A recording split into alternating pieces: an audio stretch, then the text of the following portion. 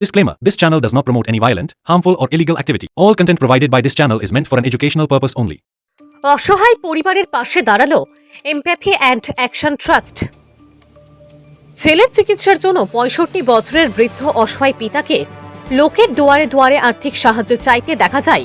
আর সেই খবর সংবাদ মাধ্যমে প্রকাশিত হতেই ভুক্তভোগী পরিবারের পাশে গিয়ে দাঁড়ায় এমপ্যাথি অ্যান্ড অ্যাকশন ট্রাস্ট নামক একটি স্বেচ্ছাসেবী সংস্থা। এই স্বেচ্ছাসেবী সংস্থার উদ্দেশ্যই হলো গরিব ও অসহায় পরিবারের পাশে দাঁড়ানো। এদিন হরিশ্চন্দ্রপুরের বহর গ্রামের রহিম আলীর বাড়িতে পৌঁছে যায় এমপ্যাথি অ্যান্ড অ্যাকশন ট্রাস্টের কর্ণধার আমিরুল ইসলাম, ট্রাস্টের সদস্য আশরাফুল হক, জাবির হোসেন ও রফিকুল আলম। ট্রাস্টের পক্ষ থেকে ভুক্তভোগী পরিবারটির হাতে এক বস্তা চাল, ডাল, সয়াবিন, তেল, সাবান ও কিছু আর্থিক সাহায্য তুলে দেওয়া হয়।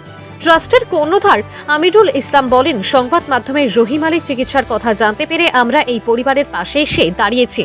ট্রাস্টের পক্ষ থেকে আমাদের এই ক্ষুদ্র প্রয়াস, আমরা চাই সবাই এগিয়ে আসুক এই অসহায় পরিবারের সাহায্য করতে, এবং আমি প্রশাসনকে অনুরোধ করব সরকারিভাবে যেন তার চিকিৎসার ব্যবস্থা করা হয়, কারণ ছেলে হারানোর কষ্ট একজন বাবাই ভালো বোঝে।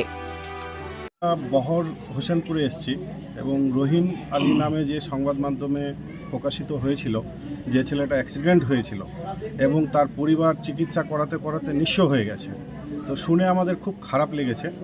আমরা এমপ্যাথি অ্যান্ড অ্যাকশন নামক একটা ট্রাস্ট করা হয়েছে এই অসহায় এবং গরিব মানুষের পাশে দাঁড়ানোর জন্য। তো আমরা এই ট্রাস্টের পক্ষ থেকে আমরা ট্রাস্টের সদস্যরা মিলে কিছু আর্থিক সাহায্য এবং চাল ডাল, কিছু আমরা সয়াবিন, তেল, সাবান এগুলো তার পরিবারের হাতে তুলে দিতে এসেছি, এবং আমাদের ক্ষুদ্র প্রয়াস দেখে আরও যেন সকলে এগিয়ে আসে, এটাই আমার আবেদন। পরিবারটি শুনলাম, এসে নিয়ে দেখলামও নিজের চোখে যে সামান্য ভিটে ঘরটা ছাড়া কিছুই নেই, মানে বসতবাড়ি ছাড়া কিছুই নেই। তো ওদের আর্থিক সাহায্যের ভীষণ দরকার চিকিৎসার জন্য। একটা বাবার ছেলে হারিয়ে গেলে তার শোক বা বেদনা কতটা সে বাবাই জানে। তো বৃদ্ধ ৬৫ বছরের বাবা দুয়ারে দুয়ারে এমনিতেই বেরোচ্ছে না, মানে মনের টানে সে কষ্টের জন্য বেরিয়ে যাচ্ছে এবং লোকের কাছে সহযোগিতার জন্য মানে চেয়ে থাকছে। যার জন্য আমরা সকলের কাছে অনুরোধ করব যে আপনারা সকলে এগিয়ে আসুন এবং এই পরিবারটির পাশে দাঁড়ান।